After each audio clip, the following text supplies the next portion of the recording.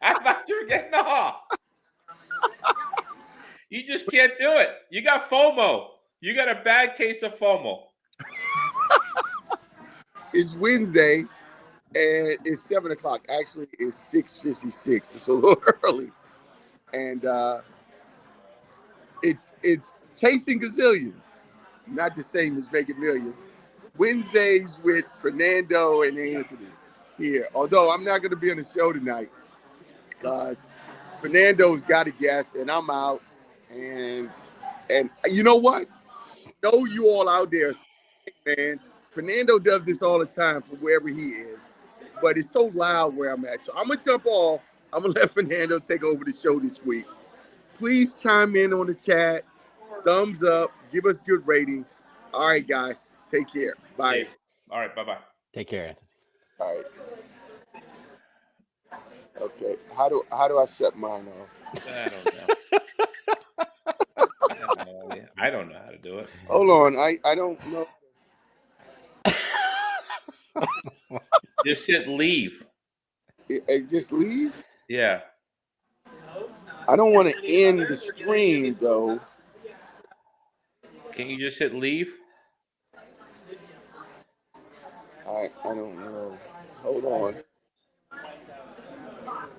I should be able to just leave. Yeah. No, that wasn't it. You have a little dot above yours. Oh, there I am. Okay, now. Yeah. Okay, Right. Bye-bye. Bye. Bye-bye. All right. All right. All right. Can you see me all right, Joe? Yeah. Okay. All right. So Anthony's got date night today, so he couldn't make it. So I brought in one of my close friends, known him since 1985, one of my original college roommates. Resume worthy at this point, yes. Just barely. 40 years. A lot of history here, but someone that I trust. I would trust him with my money, which I don't trust too many people at all, but with my money. And he is in tune with what's going on in the banking world, private equity, what's going on with Silicon Valley Bank. And I wanted to bring him on to talk about how it affects everyone, including commercial real estate.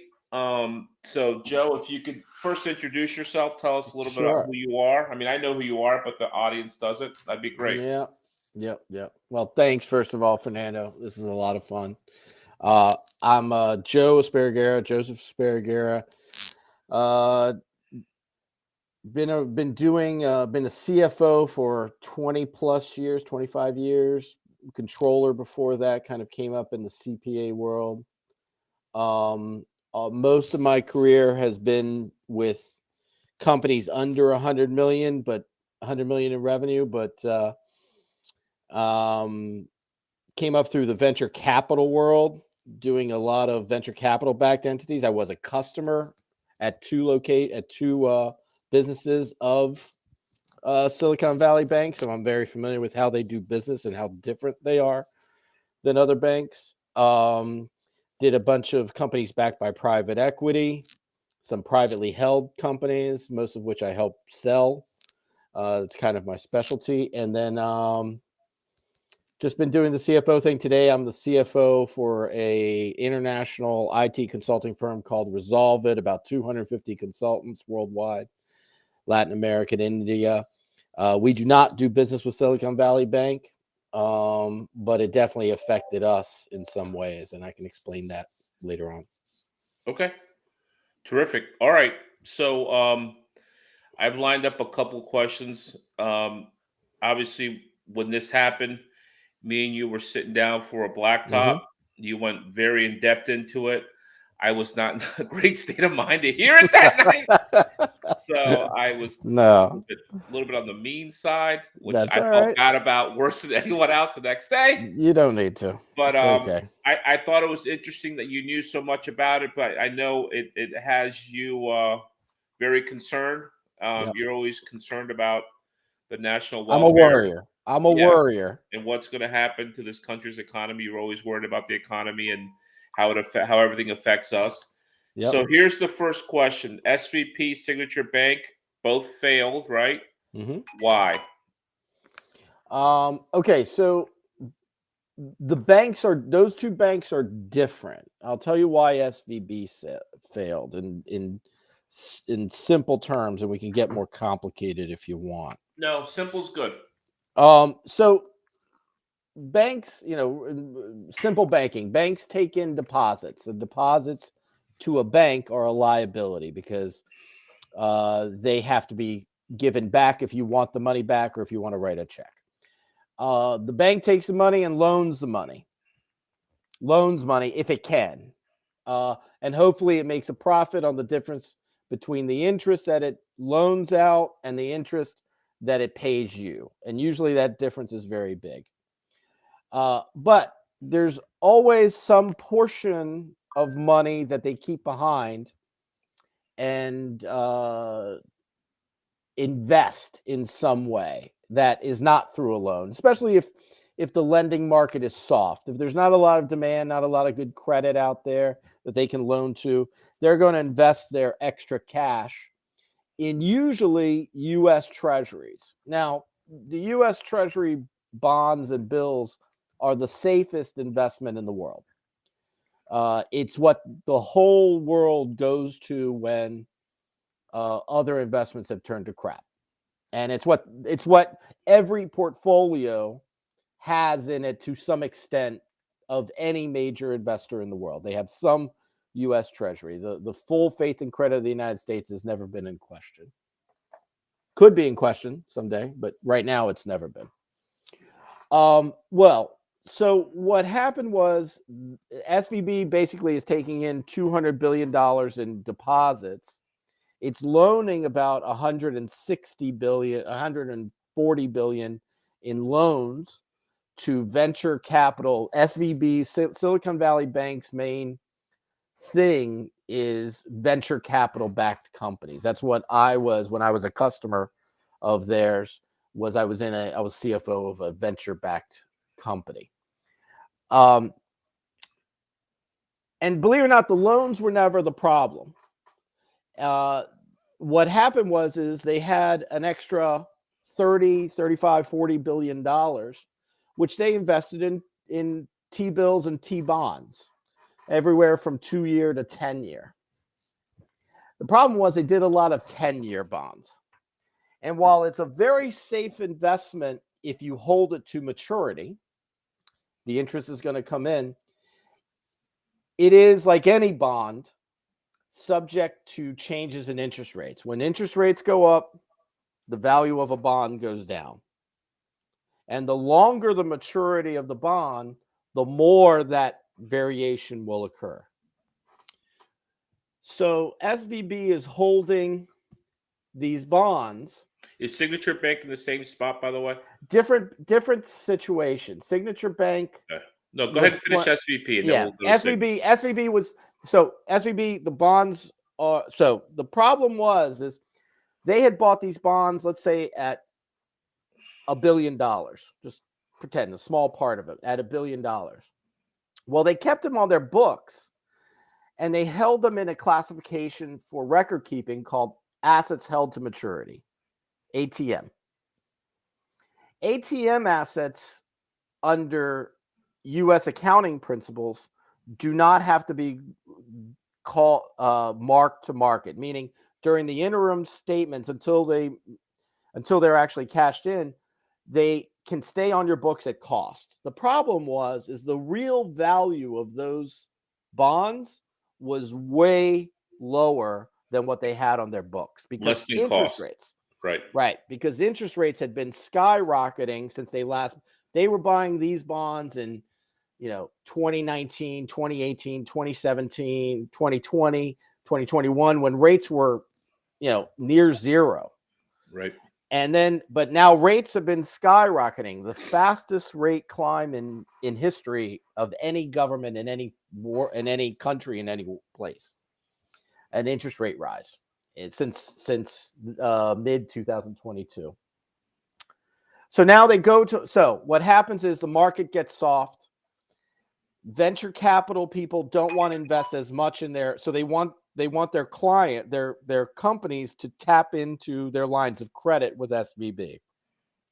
So all of a sudden, SVB starts needing cash, both for lines of credit and for just venture capital funds pulling money. They don't want to. They have to spend still, so they just start pulling their money a little bit. Well, SVB now needs cash. They can't sell their loans necessarily. So what they do is they go and cash some small part of those 10-year bonds. Well, the market realized that when they went to sell $10 billion in bonds or thereabouts, it resulted in a $1.5 billion loss. That was never on their books before.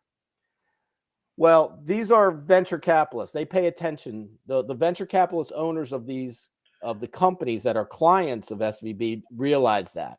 Or vulture capitalists. Vulture capitalists, as you like to call them. Yes, vulture capitalists. And you're probably right.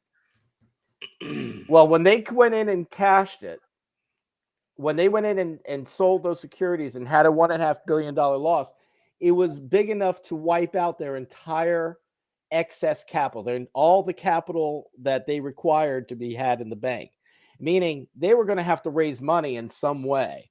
Well, that spooked a lot of venture capitalists. Why? Because your deposit in your bank is guaranteed only up to $250,000 by FDIC. Right. $250,000 is a lot. Most people don't have $250,000, but a lot of companies have $250,000, and they have to have $250,000 because they got to pay people. Right. Payroll. Right. Right. And so when the VCs started realizing this, they contacted their CFOs and their CEOs, and they started pulling money out of SVB. And the problem was, unlike in the past when you would have a line at the bank telling you there's a bank run, because remember, no bank has enough cash in its vault to pay out all its depositors. It has just a fraction. Usually, to be honest, 10% or less. Come on. Oh, yeah, 10% or less. That vault's not stacked up to the ceiling with cash? That vault is not stacked to the ceiling with cash. Animals. So, but most people were doing this on their phone. It was a week, it was starting to be the weekend. They were doing it on their phone. They were doing it from their PC. You don't need to go line up in a bank. You just start moving money. And when it started rolling, it rolled so fast within hours. SVB had lost 25% of its cash deposits. And it would not have survived. And thank goodness it was a Friday, because then it could shut for the weekend, and the FDIC and the Fed and everybody else came in and developed a rescue package. That's SVB. Signature is a similar situation, but the difference is they didn't deal with venture capital.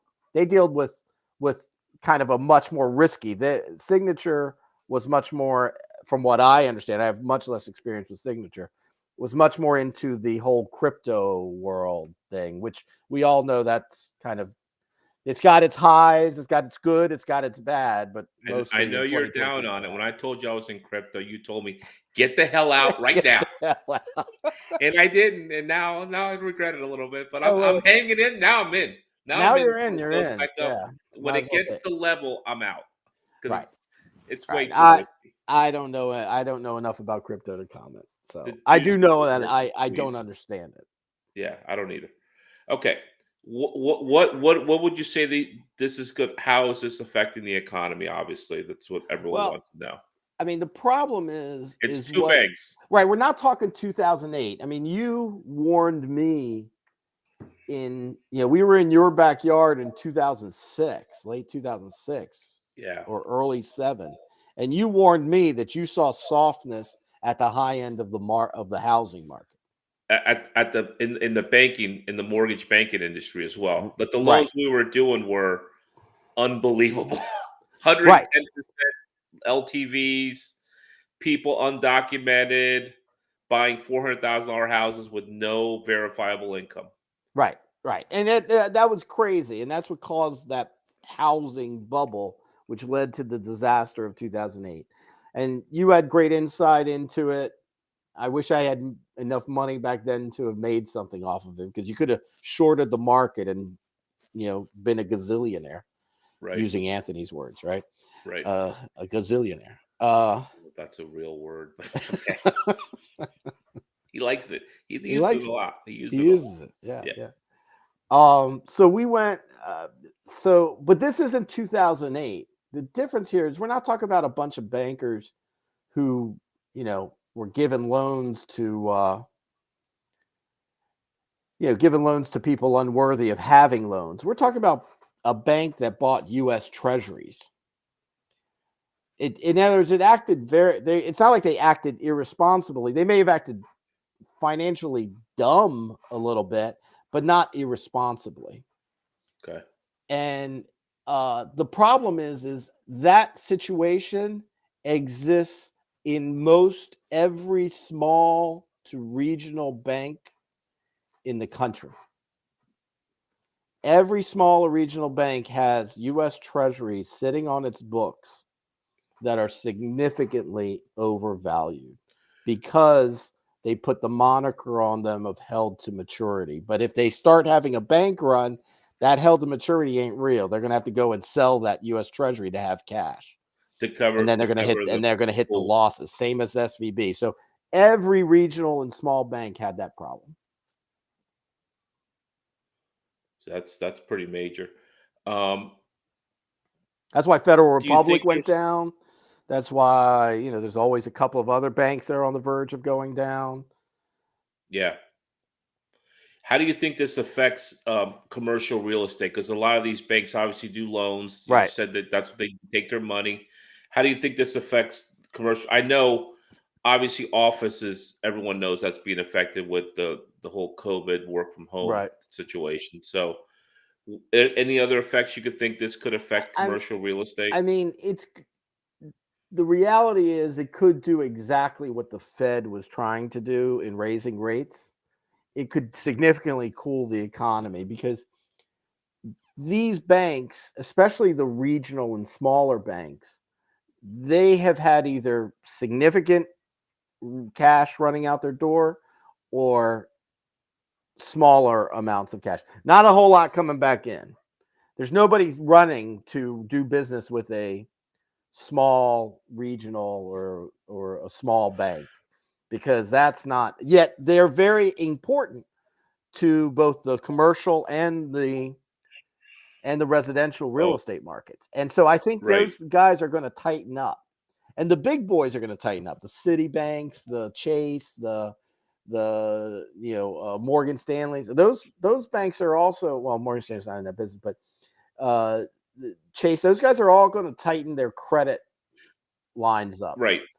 Okay. Yeah, and they're going to tighten up their criteria to get a loan. The criteria to the get a loan. Underwriting is going to get tighter. Yeah.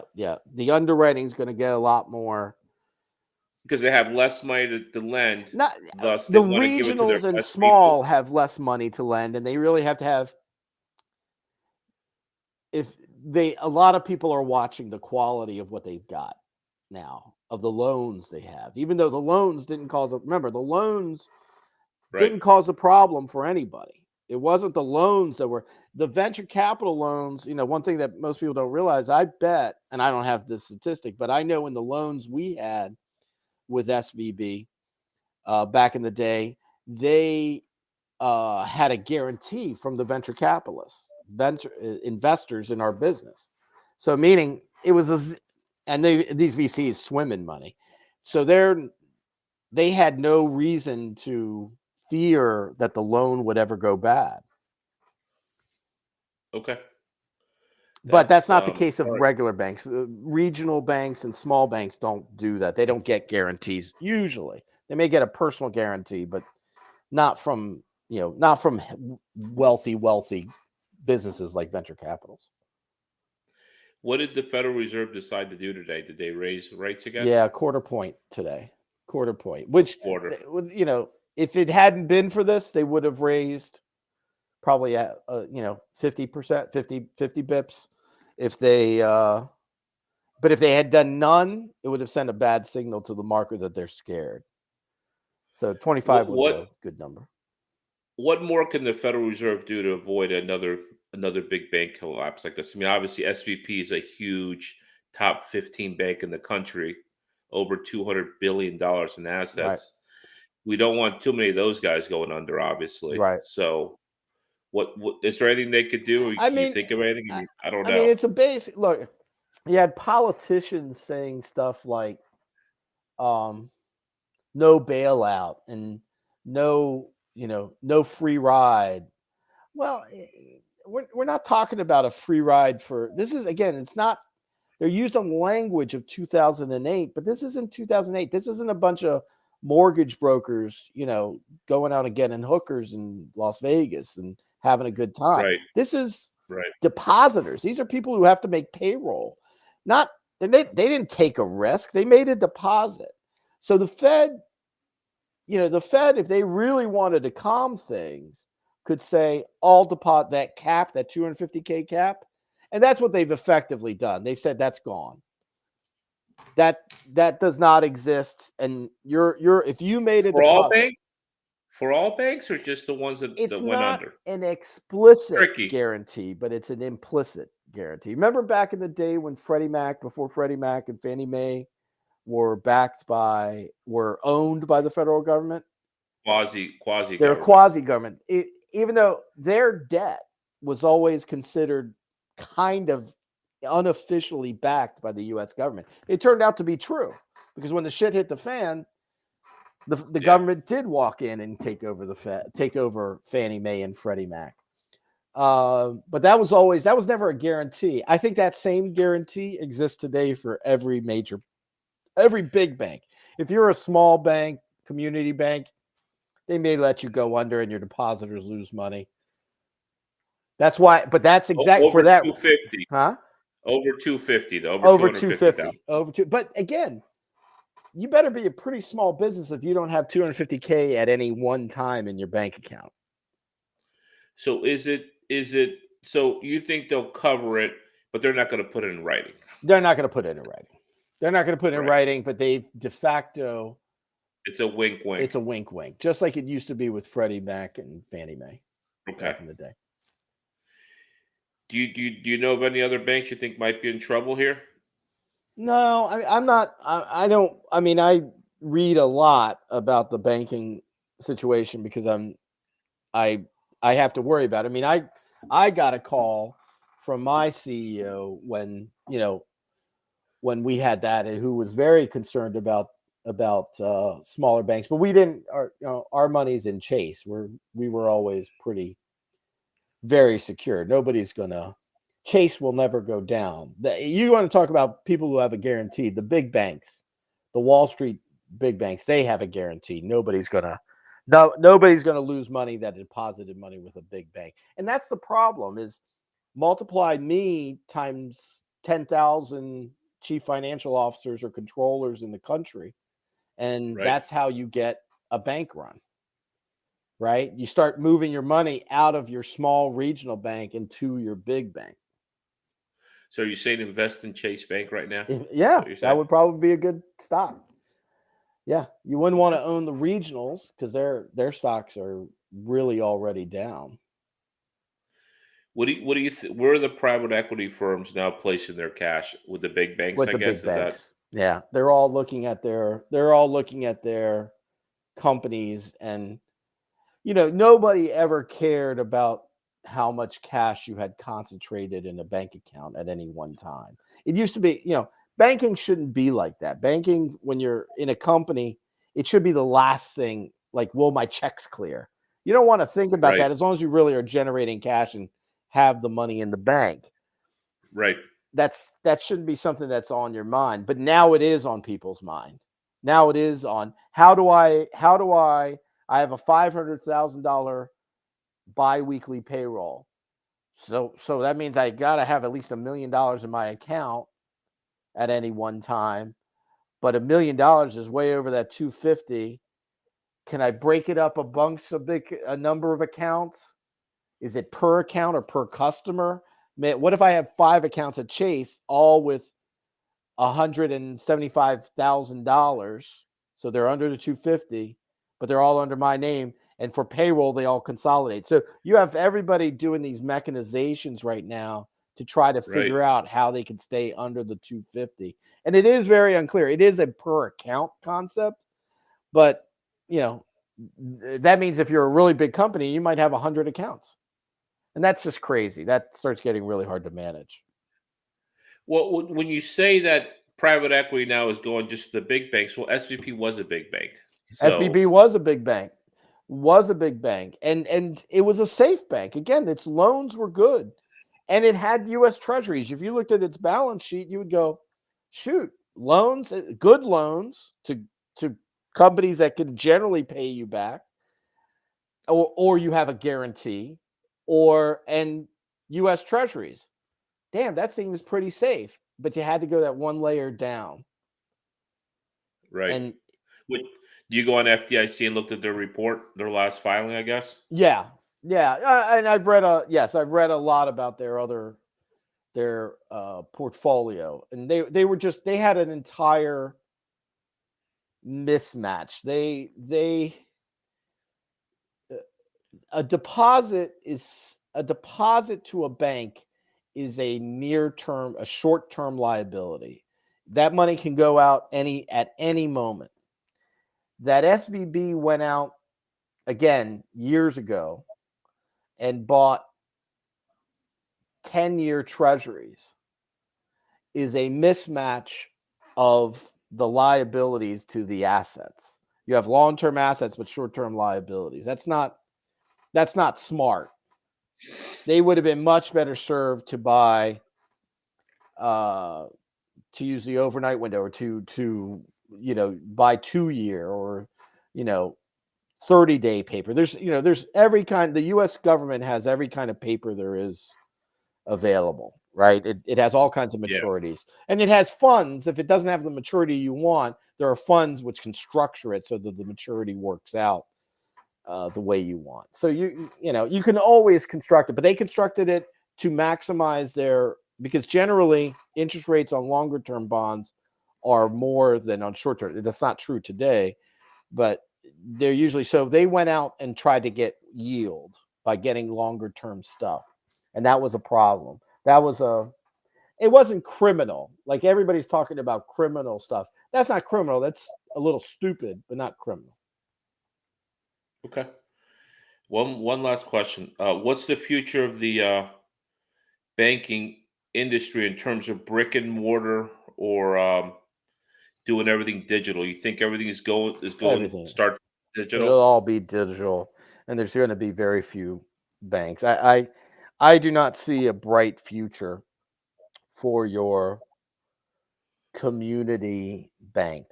Brick and mortar The brick and shops are going to mortar be. shops, I won't name names, but there's some. Please don't. Yeah. There's some. No, and I don't know them. I don't know their balance sheet. I don't know what they do, but I wouldn't want to work at one because I don't see a bright future for them. What their difference used to be was knowing their customer and serving the local business person. Right. And that's very powerful, but does it beat the fact that it's very hard that to manage a bank and have the technology that you need when you're small? You still have to have. I would think every bank still would have to have a branch or two. How about if you want to deposit cash? I mean, how do you deposit cash digitally? It's impossible. Yeah, right? look, I don't say the disappearance of brick and mortar. I mean, if you say brick and mortar and you say, Will Chase and Schwab and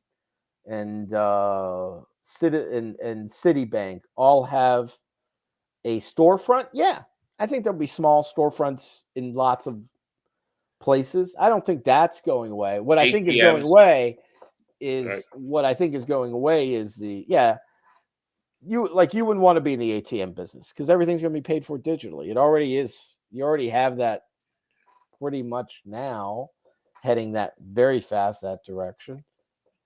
And And I just wouldn't want to be in a small or regional bank. Those folks are going to have. I think you're going to see a lot of them disappear, not in terms of getting destroyed, but they're going to combine up and try to create much bigger entities.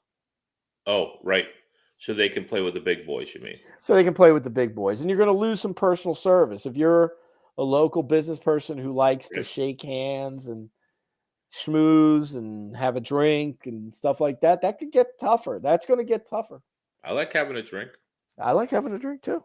I'll miss the personal stuff, but you can't have safety in an environment like this, or pretty much in any environment in which interest rates are kind of going like that in the banking world, unless the FDIC says all deposits are guaranteed, which probably would never happen because it's too much. It's trillions of dollars. They can't do it.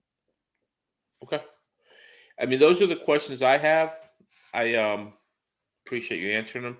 You want to add anything else that you can I think mean, of? you're going to see commercial real estate. I don't know the direction of commercial real estate. I don't know. I know this. It's going to be tough for the next year. It was probably going to be tough anyway with the possibility of recession. This banking thing has definitely highlighted the risk of a recession. But I don't see, I mean, the labor market is as tight as ever.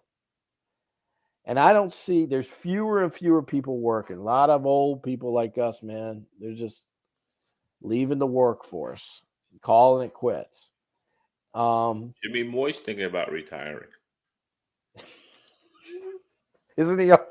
after his 5 years of quiet quitting. He's going to retire. That's fun. That's I thought fun. he already was retired. He's not? I'd put him on commission. If I was Rich Piana, I'd put him on commission. Okay, that's me. Yeah, man, it's going to be crazy. Commercial real estate. I tell you what, there's going to be some commercial real estate that's going to come up for sale. Probably. That could be interesting. But I Yeah. don't know. I mean, people got to get back. People are going back to offices. They are. We had a meeting at Hilco this year. I mean, this week, State of the Union, State of the Business at Hilco, and they were 5 days in the office kind of guys, right? Everyone in the office. Then COVID hit, and they were really lax. Now they're like, all right, we realize the whole thing has changed, but we want you in here 4 days a week minimum. Right. I mean, you can take one day off, a floater day, work from home. It's fine. But it can't be every Friday either. You can only take 2 Fridays a month No. from home Right. because the CFO walked around, I guess the CEO walked around a couple weeks ago and said there were 3 people out of 40 desks on a Friday afternoon at 2:00. And Right. he was astonished by that number. Right. So That's people taking. Yeah. I mean, some people just like to work from. I love working from home. I'm working from home. I work from home all the time, but that's because I don't have a local office. I've been But if doing I it had since one, I'd 2000. probably only go in 3 days a week anyway. I've been doing it for 23 years. I don't have a problem with it. I mean, you work harder, I think, if you're somewhat motivated Yes. than going to the office. You have an hour lunch, hour and a half lunch. You go to the water cooler, bullshit for 10 minutes there. You take a break.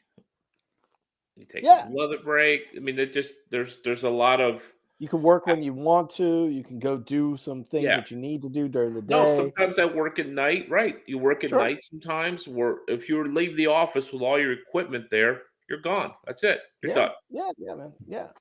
But I think there'll be some amount of off. Now, the problem for real estate, I think, is the fact that it's not going to, if it's a 40-person company, they don't need space for 40 people. They need space for 25. Probably for 10, to be And honest.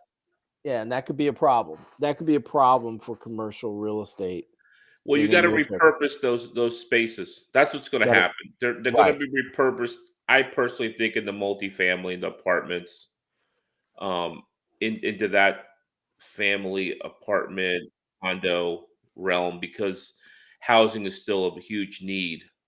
Um, and you got to be able to repurpose. Now, repurposing a whole building, talking to a couple construction friends of mine, they said is not easy because No. they're actually on last Friday at the St. Patrick's Day celebration, Dave Wagner, Yeah. Brett's partner at Greenbench, Yeah. he said apartment buildings and office buildings are built on different loads. So repurposing them would mean gutting out the whole thing because the supports are not the same in an office as they are in an Oh, apartment. wow. I was like, ooh, that's a problem Oh, that's big. because that's a huge retrofit, obviously. That's big. Yeah. Big. That's big. But then the zoning is also, most places say, hey, this is zone office, it's office, right? Now there are Yeah. some cities like Houston that has no zoning. Houston city Right. limits no zoning. So if you have an office, you want to turn an apartment, have at it. They don't. It's Texas. It's Texas. Do what you want. Bring a gun. Yeah, Bring your 7 gun. guns. Always bring a gun. Always bring your gun. I rent one when I go there for the week. They do it at the airport. Yeah, you can rent do one. it at the airport. Yeah. All right. Yeah. Any other? No. thoughts? I think. I mean, I don't think. I think this will pass. This banking crisis. I think it showed that regulators were not doing their job. Because it was Really? obvious. Oh yeah, definitely. They don't want to say it. Government people who get TV time don't want to say that they were at fault, but they were definitely at fault on this one. It was very obvious what was happening if people had paid attention. And nobody was paying attention, including the Fed. So I think it'll pass. We're still in the middle of it a little bit. And I think it will pass. And if it passes, we'll learn a lesson. Just like 2008. Hopefully, we'll never repeat 2008. Hopefully, we'll never repeat this problem. All right. Well, I appreciate you coming on, man. Short notice. Thank you. Anthony had date night tonight, and I wanted to let him go out with his wife for dinner. Good. I heard him ordering before you got on. We were in the waiting room. He can eat. He was ordering. He was asking about, do the ribs come with the cornbread and the mac and cheese, or just the mac and cheese? Yeah. Oh yeah. And if they don't, he'll order it. He'll be like, yeah. His wife's, I think, paying for dinner. Yes. Oh, I've eaten with him. He can eat. He'll eat what's on his plate and what's on your plate. So can we. Reminds me of you a little bit. Yes. Yes, very much. All right. Thanks, Joe. I appreciate it. Bye-bye.